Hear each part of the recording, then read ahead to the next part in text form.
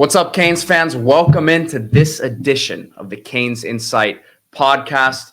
Welcome into the new studio. We've come a long way, from the hostage type situation videos that we initially put out about a year ago, right? And here we are in our big fancy new studio. Yeah, I'm excited. This is the first step in what's going to be a lot of big steps for CanesInsight, for the podcast. Content's going to be crazy. We're coming at you every single day starting March 1st. So be ready to see this face till you're sick of it. And we're going to really break down, obviously, recruiting, the team, interviews, Canes baseball kicking up, Canes basketball. So we're trying to take it to a next level. Part of that is the space. So we are here right in the shadow of the old Orange Bowl on Flagler. So it's an exciting time, man. It's the first step to what's going to be, I think, an unbelievable year for CanesInsight and the CanesInsight community. We have the bank today, both team and recruiting edition. You dropped two of those new articles yesterday on the website. We're going through it step by step here. But first, wanted to mention our new sponsor, Closure Investigative Agency. And this episode is brought to you by Closure Investigative Agency. Is your ex-partner failing to pay child support? You deserve better. Let Closure Investigative Agency help you. Let's go get your money. Background checks, cheating spouses, corporate investigations, insurance investigations, legal investigations, employee theft investigations, domestic services, missing persons, surveillance services, and more. Closure Investigative Agency. Contact them at 561-437-6080 or info@ciagency.net. 5-star Google rated, all of Florida covered. Go check them out. Appreciate them for supporting this show and great partnership ahead with them. Canes fans, go check them out. D, getting into the bank now.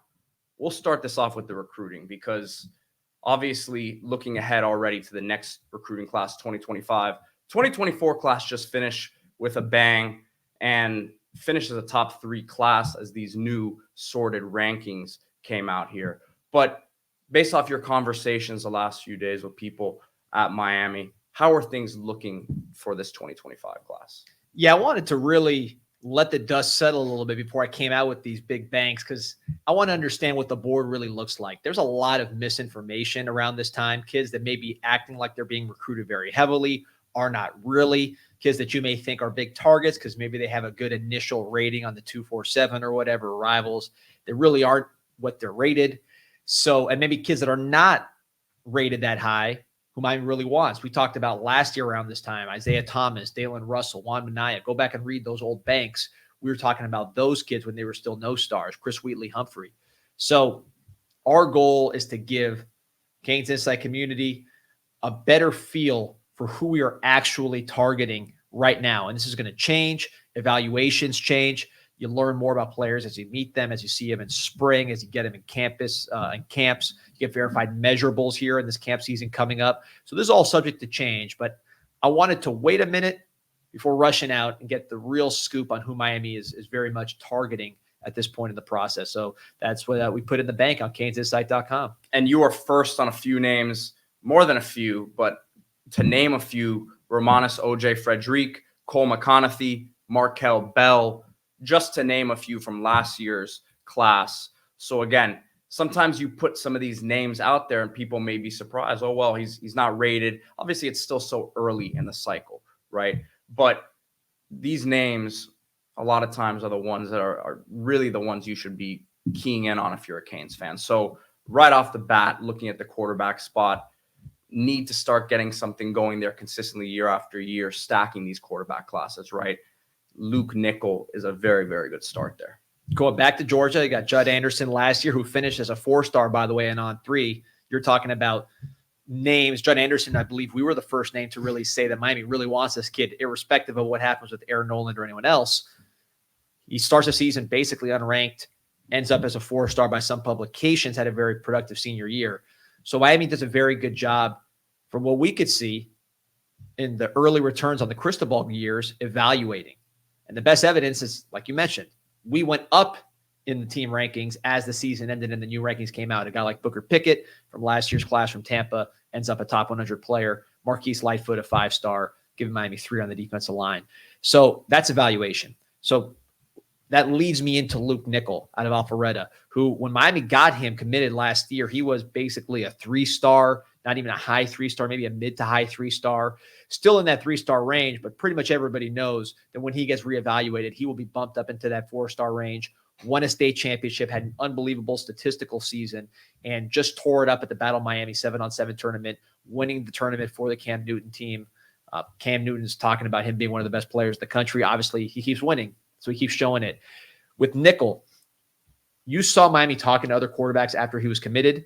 You saw Ryan Montgomery's name come up from the Midwest, Houston Longstreet from California.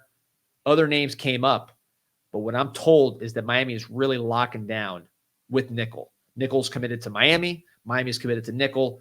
They're going to stop talking to anybody because they've seen enough and they're confident in his commitment to them. That's going to be their quarterback, and they think he's going to make a big rise up the recruiting rankings, get a bigger national profile, maybe go to Elite 11, do things there, and then allow this class to rally around him in a way that often happens when you have a blue-chip quarterback. Just need Cam to dub him as a game changer. It looks like he still has him as a game manager, as we saw some stuff that came out from the tournament. But very good start there for Miami. Again, like you said, going back to Georgia, we'll talk more on Judd Anderson and some of the guys that are already there on campus. Seems like there's good early returns on him. But looking at that running back spot, right? I mean, it should always be a position at Miami that gets reloaded with top tier talent every year. Alvin Henderson, a name that has gotten a ton of buzz, right? But Tim Harris leaving, going to be the offensive coordinator at UCF. Congratulations to him. Great opportunity going back there. How does that position shake out? It might be a little early, right? Because the relationships need to get rebuilt. Yeah, I'm not sure that Alvin Henderson has the same momentum he had before Tim Harris left as a Miami potential running back. He's still in the mix. The name I'm hearing a lot, and help me out because you're looking at it with the pronunciation, from Lee County. What's the name? See if you can. Leesburg, Usman Kroma. There you go. Basketball player, very good athlete. He's been on a lot of visits to Florida State, so that's a team to watch there. But Miami really, really loves his potential at running back. In state, you're talking about the 2 heritage kids, Byron Lewis and DeAndre Desenor. Yep. Of those 2, I believe Miami has a higher grade on Byron Lewis because of his size, particularly his width. Desenor, more of a quick, fast guy. He's got track speed.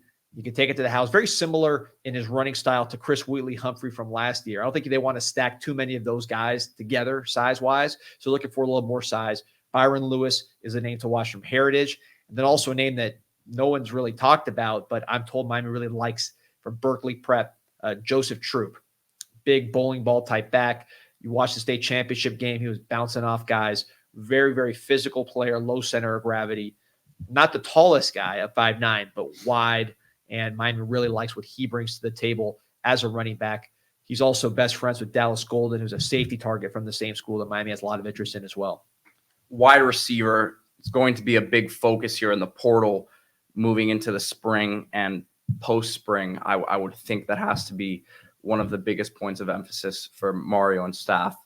But need to start hitting on some big-time guys, as you did last class with the JoJo Traders of the world, the Nikars of the world.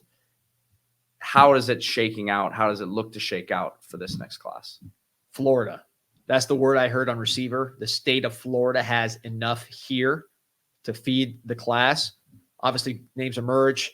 You don't know where it's going to be. A Nikar wasn't on anybody's radar until first reported by CanesInSight that we were making a strong run there. So you don't know. But as of right now, Florida is the focus.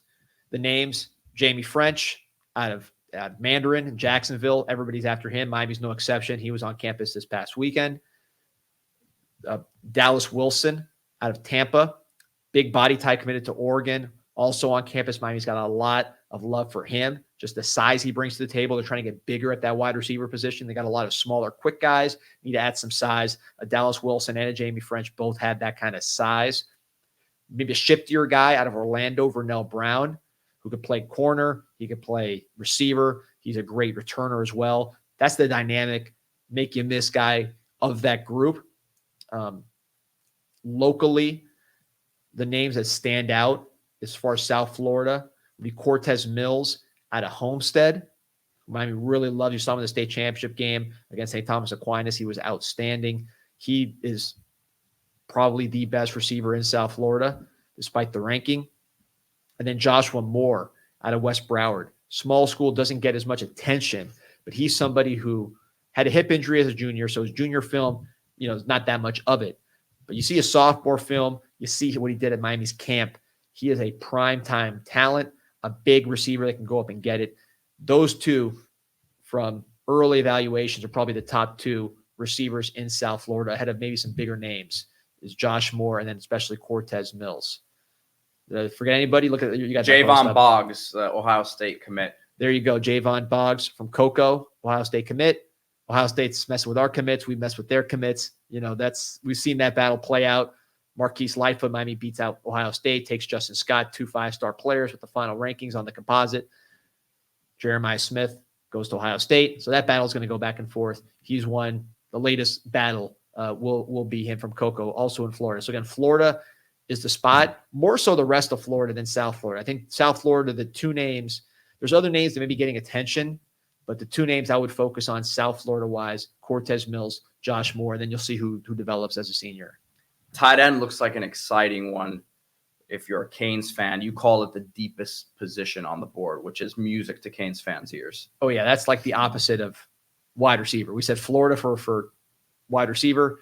Tight end, I believe the entire board is national. You got guys like Lucas Gilbert, who's from, where's he from? Westchester, Ohio. Westchester, Ohio. He was on campus.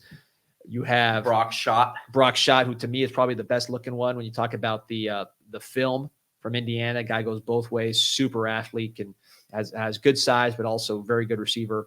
Marshall Pritchett from Georgia, who's more of a wide receiver type, a little thin, but super athletic. I believe he also plays lacrosse. Hayden Bradley, another Georgia kid, fast riser out of Buford. His ranking does not match his offers yet, but he's someone who's going to be getting some noise.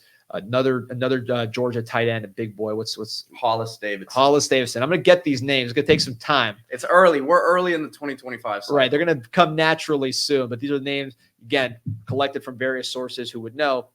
He's someone I'm told his size, Hollis Davidson, is a major factor in that evaluation. They're very impressed with how he looks physically. He was on campus. He brings a lot to the table from a size perspective. Also, I believe he's a goalie, or you call him a keeper because you're the goalkeeper. Yeah, you're so into you're with your Euro slang.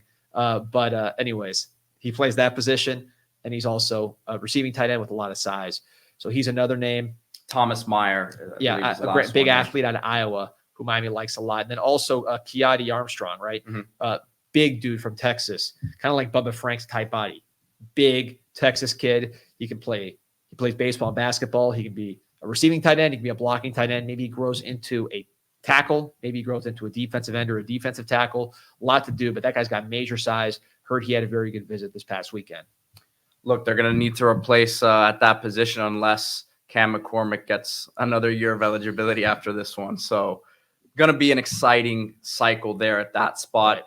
We'll see, obviously, on the field, like to see that position get more involved, right? And McCormick's got a kid in the class of 26, so you could just recruit him next year. And there you go. You won't miss a beat there.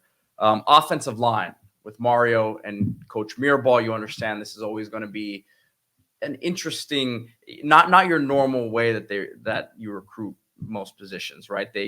You'll see a guy pop up out of nowhere that we've never heard of, and then we find out he has these traits that are what they're looking for, right? So a lot of names here, but it seems like they're still in the evaluation process. Offensive line's an evaluation position. You want to see how guys grow. Some guys move positions. Maybe they're a tight end as a junior, then they play tackle as a senior, and you get that film. Maybe they're a basketball player or something. There's different ways that this plays out. Your client, Titus Howard, was a quarterback, went to move an offensive line. So that's a position that the evaluation is constantly changing. But what I'm told is Miami's not seeing, in general, the type of size and athleticism that they've seen in the past. Certainly the class of 23, were you able to get Mawanoa, Okunlola, Kinsler, Frankie Tinalau, and you also missed on a lot of guys that you would have taken that have similar body types. It's not like that yet. There's some guys that are tall and athletic, but they're maybe more narrow. There's guys that have the size that maybe don't move as well. There's guys that maybe, move well, but they're short and they don't have the length. So they're looking for the total package, and it's not abundant yet. One name that does have the athleticism and size they're looking for, Owen Strebig out of Wisconsin, 6'7", 6'8" almost, lean, can bend, very, very exciting player. He was on campus this past weekend, Miami-Notre Dame battle. Similar to Justin Sky, it's going to be a distance thing. Can you pull him out of the Midwest? I heard he really likes Miami. So that's the battle. Justin Sky was a process. Yet you thought you had him, thought he was going to Notre Dame for it first, then you thought you had him, then he goes to Ohio State, and then you finally bring him in. So we'll see, but that's a big name to watch at the tackle position. Jalen Matthews. Yeah, Jalen Matthews out of Toms River, New Jersey. I'm told he's one of the top guys on the board, period, as far as the physical ability. He's ranked, I think, in the 150s or something. He's outside the top 100, but I'm told they view him as a big time guy. Cortez Smith, interior lineman out of Georgia. He's someone who's a shot putter, got a lot of explosive power, highly rated kid, probably a center, but a big, good-looking center who has power. He's a name to watch. There's some names locally out of Sanford, Seminole. What's the Buchanan, Max Buchanan. Max Buchanan out of Sanford, Seminole. Is Solomon Thomas, a Florida State commit. That's someone whom I'd really love to flip. He's probably the best offensive lineman in the state, Solomon Thomas. But Max Buchanan is another guy they like. And then out of Daryl Jackson's hometown of Havana, Florida, not Little Havana we're in right now. Yeah. This is Havana, Florida country. Lamar Williams, yes. Big time, big size, big time frame, about 6'7" almost. Similar to Daryl Jackson, in that raw, but the body type is just outstanding. And you get him on campus, get some strength on him, teach him some technique, and then you have something. But small school kid, he was on campus this past weekend. Not a lot of offers now, but Miami really likes what he brings to the table. Then also Zaire Addison out of Riverview, Florida, somebody with athleticism. He's 6'4", so the height's not where you necessarily want it, but he's got a great body type as far as, he's broad, he's athletic, he doesn't have a lot of bad weight, and he's a good kid from what I understand. So he's someone that Miami also likes from in-state. But offensive line, that's a moving board, and I expect to see more names come up as the days progress. You always see now in this camp time that comes up, right, where you have the camp circuit. A lot of guys transform their bodies in these couple months. A lot of these big boys, a lot of times, that athleticism's hiding, right? So I think, like you said, we'll see some names emerge. Maybe some of these names here take a step that really pushes them to the top of the board, right? But we'll have you guys covered in that aspect as we get into camp season here moving forward and 7-on-7 season. Yeah, Ness Cooper was 400 pounds, I think, this time during his cycle. Ended up being, right now, our best offensive lineman probably. So these guys have a process with their body, as you know. You recruited a bunch of them that are now playing the pros. Yeah, I mean, it's a great position, and we know that nobody does it better than Coach Mirabal. You see the love he's getting from Jim Nagy at the Senior Bowl with his work with Javion Cohen. Obviously, Cohen out there now this week in Mobile trying to up his stock. So it's gonna be a handful of these guys that get drafted over the next couple of years, especially on this current offensive line. Flipping over to the other side of the ball, defensive line. We know it was a big time class for Miami in 2024. You see sometimes when you have a monster class the year before, it's tough to get some of these top flight guys to follow that up. How are they looking early on there? It doesn't look like last year where you had number 1, number 2, number 3, all these big time guys. It's just not that kind of class yet, but we'll see how it progresses. There's some talented players locally, probably better film than body on some of them. So Jarquez Carter out of Newberry, 3 technique type of body, shorter guy. He's not huge. He's not Justin Scott type body type, but super quick, super disruptive, very good numbers and very good initial quickness and just ability to get in the backfield. Just your classic 3 technique. Myron Charles out of Southwest Florida. He's somebody who has some height, has some size, but again, very good film. Just lives in the backfield. Sort of similar to someone we'll talk about a little later, Randy Aderica, as far as taller, maybe like that defensive end, defensive tackle, but he'll grow into a defensive tackle, similar to Blunt probably as well. Just he's not a 300+ pounder yet, but he'll get there. As far as some national guys, Marco Jones out of California, a nice looking edge rusher. Randy Aderico, who I mentioned from Central, kind of reminds me of Brian Pata. If you remember when he came out, he was 6'4", 260 range, ended up being a nice size defensive tackle who could also play outside, was on pace to be drafted before tragedy struck. Somebody that reminds me of Pata is Aderica out of Central, which has produced Armando Blunt, Ruben Bain, the ACC Rookie of the Year. So very good school for Miami, very good defensive line school for Miami. He could be the next up. He's the prize locally as far as South Florida defensive linemen. Looks like they're also recruiting nationally there as well. Nathaniel Marshall, another name out of Illinois. Zion Grady out of Alabama. So, yeah, two big time guys. We're going to get a lot of offers and highly ranked. But Miami just signed 3 5-star defensive linemen, right? So they can play in that pool without a problem. Linebacker, it's already been a very good start there. Elijah Melendez, he's been down to campus a few times already. He looks very locked in. He was on the National Signing Day show, was one of the guests there, if you remember, and very enthusiastic about the Canes. You turn on his tape and it's hard not to enjoy watching it. He's a big hitter, flies around, and he's trying to bring Zayden Walker with him from Georgia. Yeah, so let's start with Elijah Melendez. Miami loves him. They visited him. Sometimes you get these early commits and they're not, they're a little shaky. Either the kid's shaky or the team's shaky on him. They love Elijah Melendez. He's somebody who I expect to be in the class from Kissimmee, Florida. Watch his film. He's blowing up lead blockers, just crushing guys, showing sideline to sideline speed. They love him. They're very, very high on Elijah Melendez. He'll be a rock of this class. You mentioned Zayden Walker from Georgia. Highly rated kid. Everybody wants him. Obviously, Georgia's the favorite there. Miami is very much in that mix. Probably the other school that Georgia's most worried about. He was on campus. He's been on campus before. You watch his film. He's playing running back. He's flying off the edge. More of an athlete than a pure linebacker at this point. Melendez more of a linebacker just in terms of experience. But, I mean, Zayden's a freak of nature, somebody that Miami would love to add to this class and see what he can do with that versatility. A lot of great linebackers play a lot of running back. I've noticed as you've seen some of the guys that go to the NFL draft, your Devin Whites of the world, they were very good running backs as well. They see the holes one way, and then the other way it translates. So like what he brings to the table. TJ Alford, another guy Miami likes out of the Treasure Coast. Miami and Ohio State battling for him. He's got some tools and some speed. Instincts, that's going to be the question with him, but just the talent is tantalized. That's why he has so many offers. Locally, I think Ty Jackson out of Loxahatchee and Ezekiel Marcelin out of Central are the two names that Miami likes. So 2 linebackers locally that Miami is interested in. Those are 2 that I would really pay attention to as far as Miami's recruitment. Different body types. Ty Jackson's super athletic.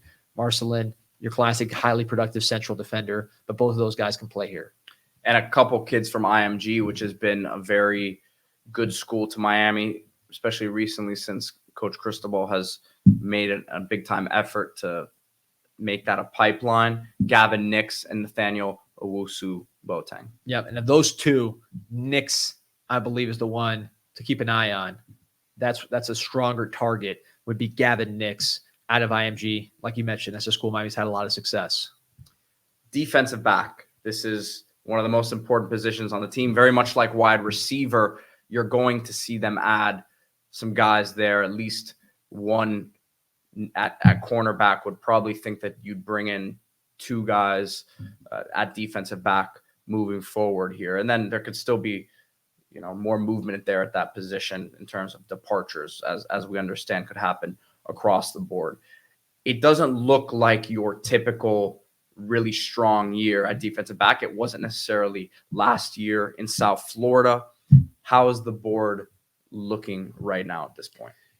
Better than in the past. And this is a position of need for Miami, like you mentioned. Miami really took defensive line personally last year because they hadn't recruited it as well in the years prior. The result was 3 5-star defensive linemen, plus a Booker Pickett, Artavius Jones.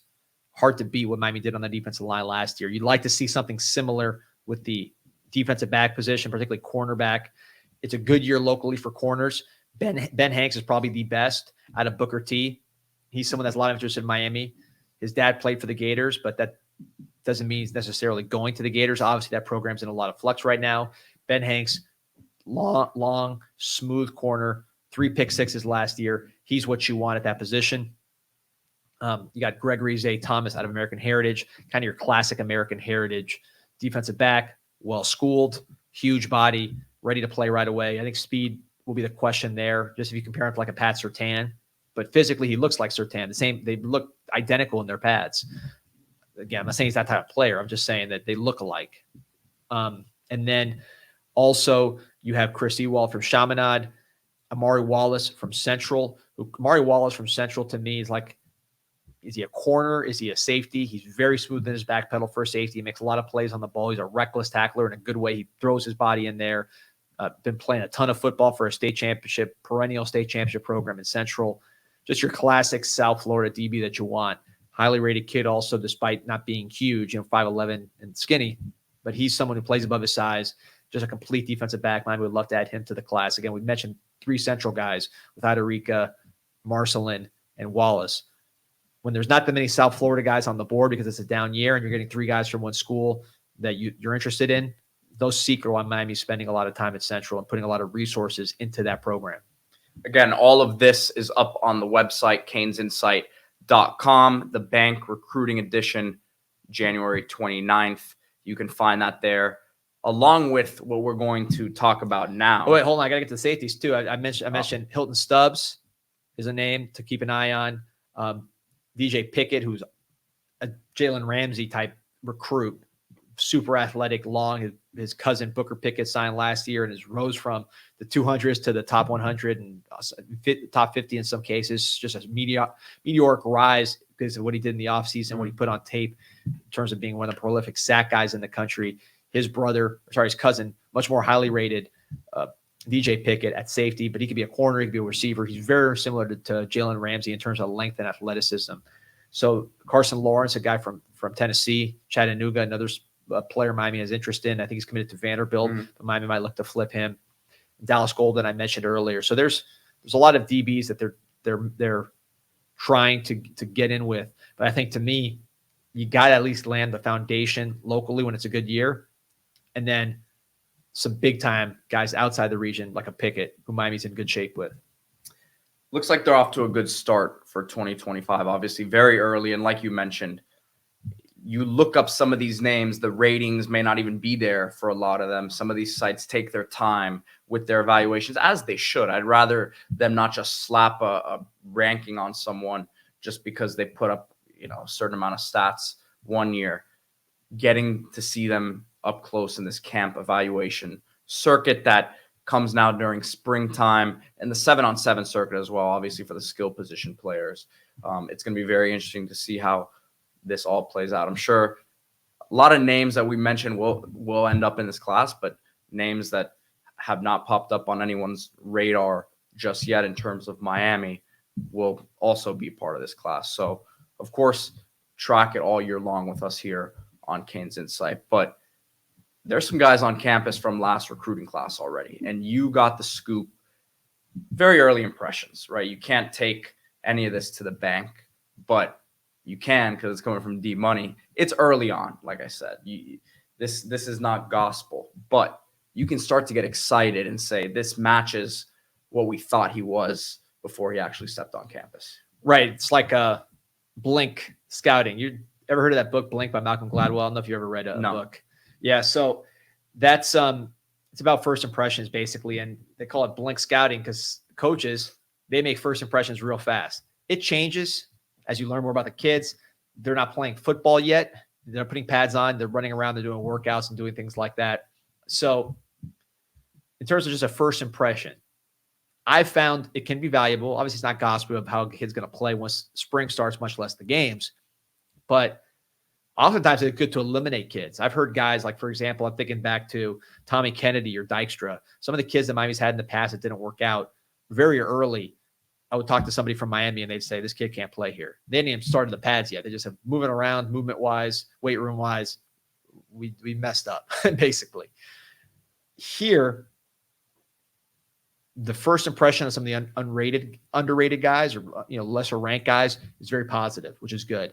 Judd Anderson, I'm told he looks good. He's throwing the ball well, fitting in well. All that is very good from a Judd Anderson standpoint. Again, when the blitz is coming and you got to make decisions, that's when you really find out what he is. When you can hit the quarterback like in a real game, that's when you really find out. But just from a physical tool standpoint, he's not out there throwing ducks. The arm looks good. The athleticism, the smooth coordination from the basketball background, all of that looks good on Greentree. Chris Wheatley-Humphrey, smaller. We talked about him earlier, comparing him to DeAndre Desenor. Smaller, quicker back. Told he's a very natural football player. Fits right in outside on the practice field. Just picks things up quick. Natural mover, can make plays. Is he going to be a running back? Will he be a cornerback? Will he be a returner? We'll find out. But natural football player is the word on Wheatley-Humphrey. The studs look like studs. And that's one thing.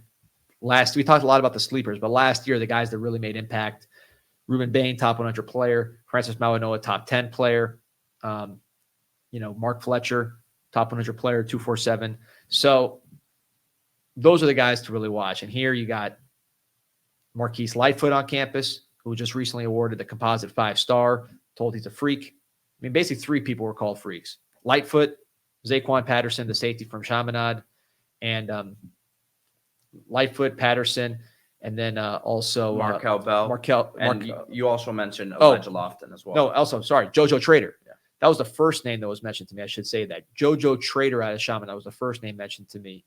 That just he's doing things that we don't have in our wide receiver room right now. He needs to gain weight. I think just watching him play quite a bit while he was down here, the play strength is his biggest weakness, but he did not have a lot of stability like he's going to have now, as far as just people putting weight on him and feeding him and working him out. DJ Ivey was someone similar, and DJ Ivey blew up quickly, physically, at Miami. So you see that kind of physical transformation from JoJo Trader. He's got great hands. He's got great eye-hand coordination. You see the toe-tapping catches he makes, the one-handed catches he makes in practice. He can run routes. He'll get better at that with more training and more craftsmanship. But he's someone Miami's really, really excited about. First name that I heard as far as guys that stood out, mentioned Lightfoot, Patterson, Elijah Lofton. I heard doesn't pass the look test, but then you put him on a football field and he's a stud. 6'1", it's your ideal tight end. As far as in line, probably not, but he can play a little tight end. He can go out wide, as he did in high school. He could be your fullback, and he could be a running back. I heard he could even play tailback at this level. We saw him play it in high school, score a lot of touchdowns as a tailback, including against some South Florida teams. So just an all-around football player. And if you watch the playoff games, I saw a fullback playing for Baltimore. I saw a fullback playing for San Francisco. When the Dolphins were still in there, their fullback, Alec Ingold, played a ton. So fullback is not a dead position. In fact, the more modern the offense is, the more likely it is to have a fullback these days. And Lofton's a guy that can not only lead block with that body type, can split out wide, can run the ball. So it gives you more than your average fullback. So he's someone that's making a very positive impression. You mentioned Markel Bell. I'm very excited about him. When Mario went on with Joe Rose the day after signing day, he pretty much went on and on about what Markel Bell could become. Look, he's a JUCO offensive lineman. Those guys aren't always ready to go day one, but you'd expect to see some improvements as spring goes on from him. Yeah, I think he's someone that the tools are exactly what they thought they were getting. I was told first-round pick tools. They love his personality. He will take some polishing. You don't really know how much polishing he'll need until the pads come on and you see him going one-on-one with Ruben Bain or someone like that. Messidor, we'll find out quick. But he probably will need a little bit of polishing, even though he's coming from junior college. But the upside is enormous, and they're excited to see what he can do. So transfers, those guys are also already on campus. Who has stood out to the staff from what you're hearing? Cam Ward. I asked about him. The answer was he's exactly what we thought, with a smile. There's no worries about him, at least in this setting. Reese Poffenbarger was more interesting to me because he's coming from the FCS level where he was a stud for Albany, but Albany's not the ACC. So the word I heard on Poffenbarger is physically he looks real good, and they're excited to see what he does. That's the type of player that very quickly could look out of place, and I'm told he has not at all. He could throw it. He has arm strength. He has athleticism. He's not the biggest guy in the world, but he has athletic ability. So they're excited to see what he can bring to the table and possibly take that backup job. It's going to be competition. You have Jakari Brown. Emery Williams may play in spring, coming back from his non-throwing wrist injury, and Judd Anderson will be there. So there's going to be a lot of competition. Poffenbarger is going to be a very interesting name. Probably the name everybody's going to look at Cam Ward, obviously, but I'm pretty confident that he's the type of player we think he is. Poffenbarger will be interesting to see how he goes. But I'm told the first impressions physically are good with him. Miami also got 2 safeties, Mish Powell out of Washington, as well as Savion Riley from Vanderbilt. I asked, are you guys still in the safety market? What I'm told is they're very confident in those 2 guys that they brought in and how they look early on, plus the guys they brought in recruiting-wise, Zaquan Patterson, chief among them, some of the guys they already have on campus. These things change. If safety is a problem during spring, Miami will be portal shopping for a safety. But Miami feels good about those 2 portal safeties at the moment. So that's a positive thing.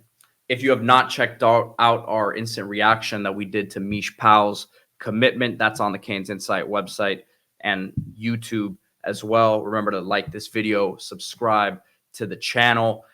The numbers has been a big discussion, right? Because if you do the math, the guys they're bringing in transfer wise, understanding they want to bring in more guys at certain positions, but there's going to be attrition along the way.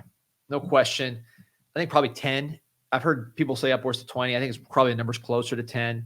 I won't get into the names here, but hearing it's going to be no surprises, probably. I mean, who knows where it ends up by the end of spring? I don't want to say no surprises, but it's not going to be a situation where you're going to be having to make too many tough decisions. I think a lot of the decisions are going to be made for Miami based on guys just needing another opportunity, injury stuff. I'm not that worried about numbers. Miami's trying to improve the roster any chance they get. They try to bring in Nate Kalepo, ended up going to Ole Miss, the Washington guard. And the number one position I know that they're going to be going after in the portal for the following post-spring period is wide receiver. Wide receiver, they're still on the market for a good one. It'll be easier to get one now that you have Cam Ward in place. So that's something to watch going forward, but that's fluid but based on what happens in spring. Talking about upgrading the roster, they were almost able to bring in Rodney Hill from Florida State as a walk-on. He's going to be headed to FAMU, has an opportunity there to be a scholarship player, but they're leaving no stone unturned. Another note at running back, a guy that a lot of fans wanted to see more from last year, got a glimpse of him in the Bethune-Cookman game, I believe it was, right? Chris Johnson. Hearing about him at this stage.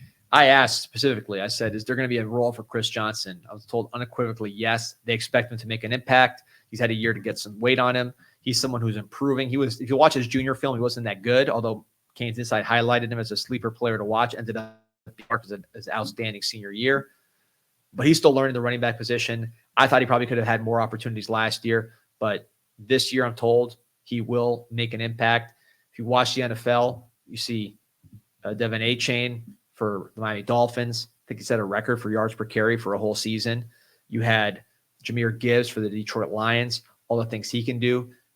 You need explosive players like that, especially if you have a good offensive line that's going to let those guys get the first couple yards free, because then they're in the second level and now the speed just takes over. So a guy like Chris Johnson, you put him behind this offensive line, you give him a lane. Miami did not have explosive runs last year. Look at the 50-plus yard runs. How many were there?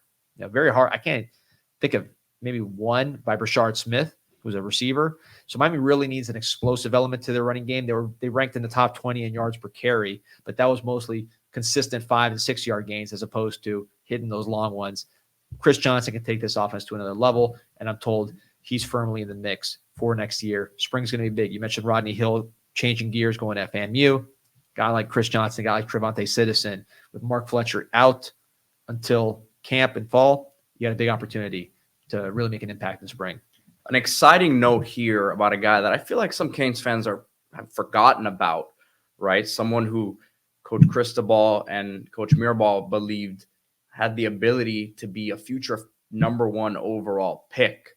Samson Okunlola suffered his injury last season, but looks like he has the opportunity to come back real strong here.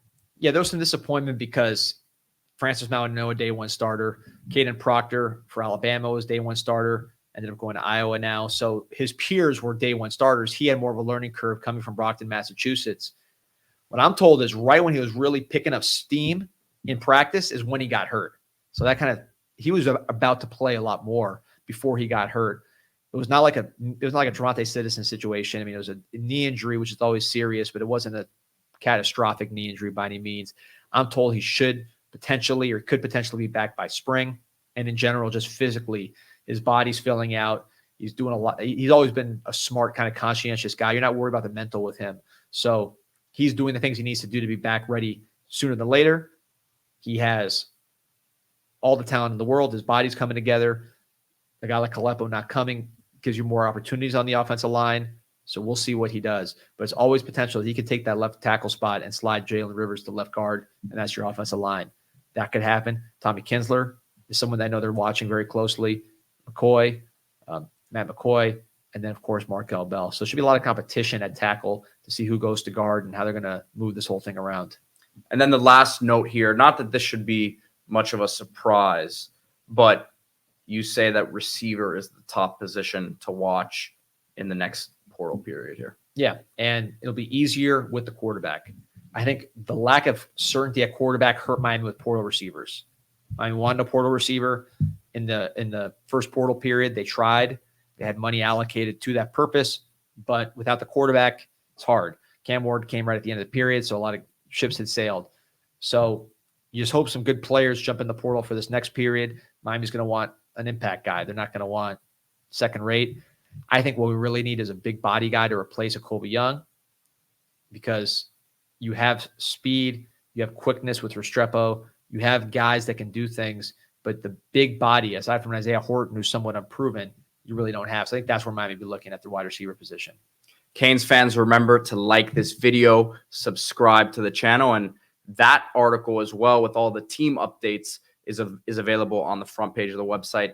You have to sign up, guys. You have to get on the message boards, because we want you guys to join the discussion with the rest of the CanesInsight community. And as you see here with our beautiful new studio, we're going to be doing a lot more in terms of engaging you all as an audience. A lot of different forms of content will be coming out of this studio right here, and we're excited to bring it to the fans. Yeah, man. Daily podcast, again, starting probably the first week of March. We'll be coming to you every day, recruiting, football, basketball, baseball, community stuff, taking your questions, taking your funny posts, probably post some Gator tears. That's probably the biggest, millions and millions and millions of views on that thread on CanesInsight, the Gator tears, just posting misfortune from the Gators and the reactions from the boards with screenshots. We might work some of that in, but you got to get on the fun, man. 6.7 million posts. It'll carry you through the offseason.